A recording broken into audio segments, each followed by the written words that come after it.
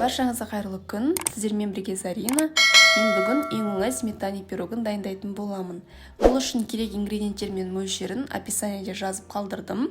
Олай болса, пирог дайындауға кірісейік. Ең алдымен ыдысымызға ұн, қосқыш және қант салып араластырамыз.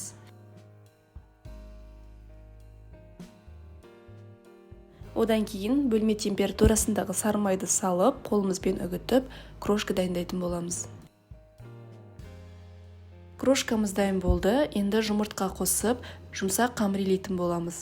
Жұмыртқа менде үлкен болғаннан кейін мен тек жартысын ғана қостым. Сіздерге де жұмыртқаны ұнның көлеміне қарай қосуға кеңес беремін.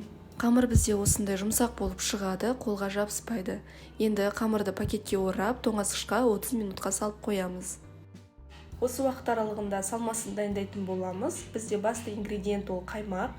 Ыдысымызға қаймақ, жұмыртқа, қант және жүгері крахмалын қосып араластырамыз.